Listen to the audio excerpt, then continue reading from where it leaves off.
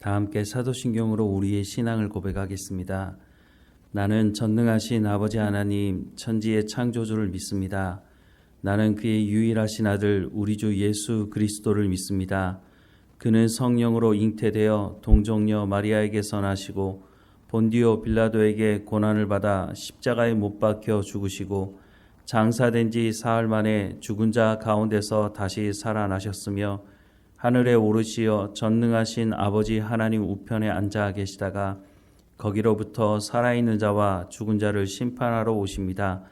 나는 성령을 믿으며 거룩한 공교회와 성도의 교제와 죄를 용서받는 것과 몸의 부활과 영생을 믿습니다. 아멘. 찬송가 325장 함께 찬양하겠습니다.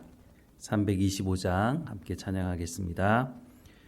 예수가 함께 계시니 시험이 오나 겁없네. 기쁨의 근원 되시는 예수를 위해 삽시다. 날마다 주를 섬기며 언제나 주를 기리고 그 사랑 안에 살면서 딴 길로 가지 맙시다. 이 세상 사는 동안에 주 이름 전파하면서 무한한 복락 주시는 예수를 위해 삽시다. 날마다 주를 섬기며 언제나 주를 기리고 그 사랑 안에 살면서 딴 길로 가지 맙시다. 이 세상 친구 없어도 예수는 나의 친구니 불의한 일을 버리고 예수를 위해 삽시다. 날마다 주를 섬기며 언제나 주를 기리고 그 사랑 안에 살면서 딴 길로 가지 맙시다. 주께서 심판하실 때 잘했다 칭찬하리니 이러한 상급 받도록 예수를 위해 삽시다. 날마다 주를 섬기며 언제나 주를 기리고 그 사랑 안에 살면서 딴 길로 가지 맙시다. 아멘. 오늘 하나님께서 우리에게 주시는 말씀은 요한복음 3장 16절에서 21절까지 말씀입니다. 요한복음 3장 16절에서 21절까지 말씀 우리 함께 읽겠습니다. 하나님이 세상을 이처럼 사랑하사 독생자를 주셨으니 이는 저를 믿는 자마다 멸망하지 않고 영생을 얻게 하려 하심이라. 하나님이 그 아들을 세상에 보내신 것은 세상을 심판하려 하심이 아니요 그로 말미암아 세상이 구원을 받게 하려 하심이라. 그를 믿는 자는 심판을 받지 아니하는 것이요 믿지 아니하는 자는 하나님의 독생자의 이름을 믿지 아니하므로 벌써 심판을 받은 것이니라. 그 정죄는 이것이니 곧 빛이 세상에 왔을 때 사람들이 자기 행위가 악함으로 빛보다 어둠을 더 사랑한 것이니라. 악을 행하는 자마다 빛을 미워하여 빛으로 오지 아니하나니 이는 그 행위가 드러날까 하미요 진리를 따르는 자는 빛으로 오나니 이는 그 행위가 하나님 안에서 행한 것임을 나타내려 함이라 하시니라. 아멘. 교회 학교에서 늘 암송하던 말씀 중 하나가 요한복음 3장 16절이었습니다. 제가 교회 학교 다닐 때 이거를 어떻게 암송했느냐 하면 노래로 암송을 했는데요. 여러분 기억나시겠지만 하나님이 세상을 이처럼 사랑하사 독생자를 주셨으니 누구든지 예수 믿으면 멸망하지 않고 영생을 얻으리로다. 요한복음 3장 16절. 이렇게 노래하면서 이 성경 구절은 외웠던 것으로 생각이 납니다. 지금까지 이 노래를 기억하고 있으니까 어떤 분들은 성경 중에 가장 중요한 말씀 한 구절을 뽑아라 라고 하면 요한복음 3장 16절을 뽑는 분들도 계십니다. 우리가 앞서 니고데모가 예수님을 찾아왔을 때 예수님께서 물과 성령이 아니면 하나님의 나라에 들어갈 수 없다라고 하신 말씀을 하신 것을 우리가 보았습니다. 이 말씀을 할 때 니고데모가 이렇게 말하지 않습니까? 4절 말씀에 보면 사람이 늙으면 어떻게 날 수 있사옵나이까? 두 번째 모태에 들어갔다가 날 수 있사옵나이까? 라고 예수님께 반문을 하죠. 예수님께서 물과 성령으로 나지 아니하면 하나님의 나라에 들어갈 수 없다고 말씀하신 것은 성령을 통해서만 예수 그리스도를 영접할 수 있다고 하는 말씀을 하신 것이었죠. 이 말씀을 오늘 본문에 더 쉽게 예수님께서 설명하고 있는 건데요. 왜냐하면 니고데모가 이 말씀이 무슨 말씀인지 깨닫지 못하고 있으니까 더 쉽게 말씀하시는 말씀이 16절입니다. 하나님이 세상을 이처럼 사랑하사 독생자를 주셨으니 이는 그를 믿는 자마다 멸망하지 않고 영생을 얻게 하려 하심이라 라고 말씀을 해주시는 것이죠. 하나님이 세상을 이처럼 사랑하사, 여기서 말하는 세상은 어떤 세상인가요? 하나님을 대적하고 불순종하고 예수 그리스도를 십자가에 못 박아 죽이는 그런 세상인 거죠. 하지만 하나님께서 세상을 이처럼 사랑하사 독생자를 주셨다고 말씀하십니다. 하나님의 사랑으로 예수님을 이 땅에 보내주셨고 바로 이 예수님을 믿는 사람들, 영접하는 사람들, 이는 그를 믿는 자마다 어떻게 하신다고요? 멸망하지 않고 영생을 주신다라고 말씀을 하시는 거죠. 고린도전서 12장 3절에 보면 그러므로 내가 너희에게 알리노니 하나님의 영으로 말하는 자는 누구든지 예수를 저주할 자라 하지 아니하고 또 성령으로 아니하고는 누구든지 예수를 주시라 할 수 없느니라 라고 말씀을 하고 있습니다. 또 에베소서 1장 13절에서 14절 말씀에 보면 그 안에서 너희도 진리의 말씀 곧 너희의 구원의 복음을 듣고 그 안에서 또한 믿어 약속의 성령으로 인치심을 받았으니 이는 우리 기업의 보증이 되사 그 얻으신 것을 속량하시고 그의 영광을 찬송하게 하려 하심이라 라고 말씀을 하고 있습니다. 물과 성령으로 이 말씀을 여러 곳에서 말씀을 하고 있는데 성령이 아니고는 우리가 예수 그리스도를 구주로 영접할 수 없다고 말씀하고 있고 성령이 우리를 예수 그리스도 그 십자가 사건 가운데로 인도하시고 믿게 하시고 하나님의 말씀을 깨달아 알게 하시고 그래서 믿게 하셔서 예수 그리스도를 구주로 영접하게 하신다라고 말씀하고 있습니다. 조금 전에 읽었던 에베소서 말씀은 성령께서 우리를 하나님의 자녀로 인치신다, 보증하신다라고 말씀을 하는 거죠. 또한 로마서 8장 26절에서 27절 말씀에 보면 이와 같이 성령도 우리의 연약함을 도우시나니 우리는 마땅히 기도할 바를 알지 못하나 오직 성령이 말할 수 없는 탄식으로 우리를 위하여 친히 간구하시느니라. 마음을 살피는 이가 성령의 생각을 아시나니 이는 성령이 하나님의 뜻대로 성도를 위하여 간구하심이니라 라고 말씀하고 있습니다.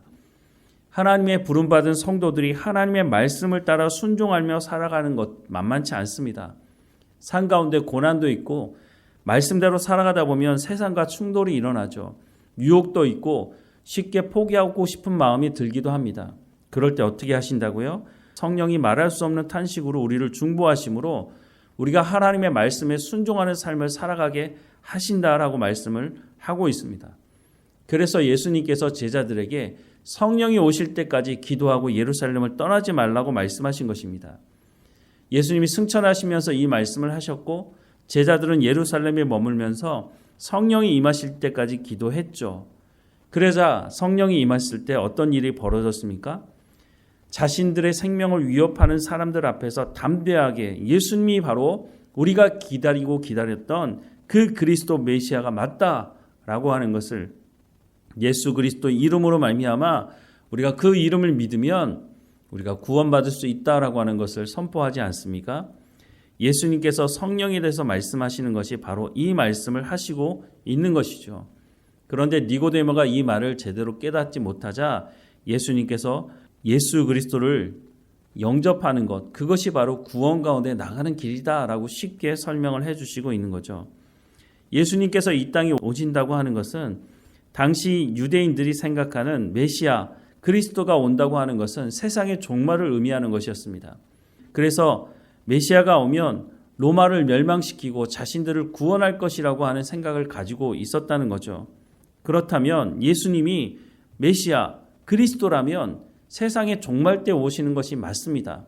성경이 그것을 또 말씀해 주고 있기도 합니다. 그런데 왜 예수님 오셨을 때 세상의 종말이 일어나지 않았습니까? 예수님께서 이 말씀을 하십니다. 17절과 18절 말씀해 보면 하나님이 그 아들을 세상에 보내신 것은 세상을 심판하려 하심이 아니요 그로 말미암아 세상이 구원을 받게 하려 하심이라. 그를 믿는 자는 심판을 받지 아니하는 것이요 믿지 아니하는 자는 하나님의 독생자의 이름을 믿지 아니하므로 벌써 심판을 받은 것이니라 라고 말씀합니다. 예수님 승천하시면서 다시 오신다고 말씀하셨습니다. 그때는 세상의 종말이 맞습니다. 그런데 예수님께서 그 종말을 앞두고 미리 오신 것이죠. 왜냐하면 유대인들만 구원하는 것이 아니라 세상의 모든 사람들에게 이 구원의 길을 열어두시기 위해서 아브라함에게 약속하셨던 그 말씀, 너로 말미암아 모든 민족이 복을 얻게 될 것이다 라고 말씀하시는 그 약속의 말씀을 이루시기 위해서 마지막 심판을 앞두고 예수님께서 미리 오신 것이죠. 그래서 우리가 오늘 하나님 앞에 예배할 수 있는 것 아니겠습니까? 그런데 문제는 이런 예수님이 이 땅에 오셨음에도 불구하고 사람들이 알아보지 못했다는 겁니다.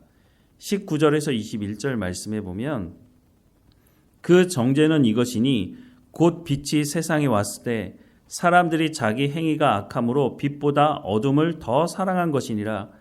악을 행하는 자마다 빛을 미워하여 빛으로 오지 아니하나니 이는 그 행위가 드러날까 함이요 진리를 따르는 자는 빛으로 오나니 이는 그 행위가 하나님 안에서 행한 것임을 나타내려 함이라 하시니라 라고 말씀합니다.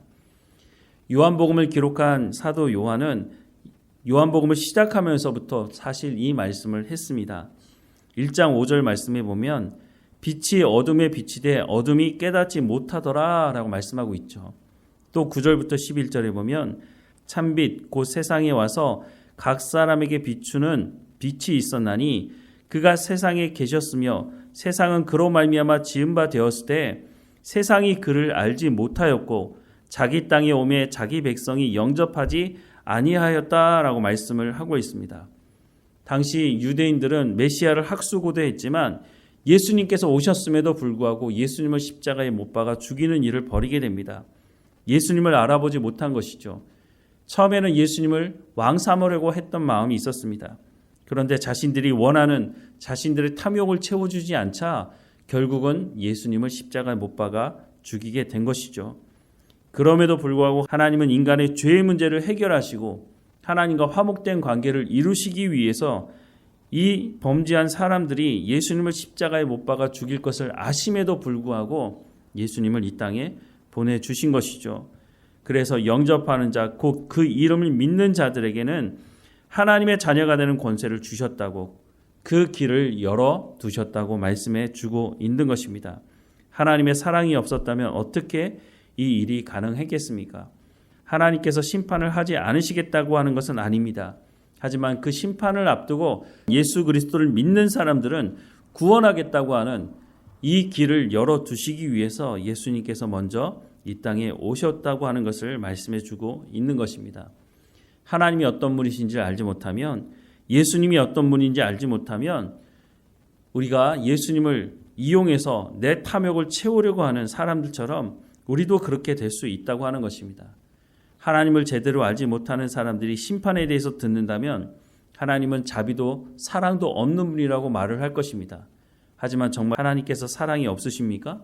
하나님이 자비가 없으십니까? 하나님은 심판을 앞두고 예수 그리스도를 이 땅에 보내셔서 구원의 길을 열어주신 분이십니다.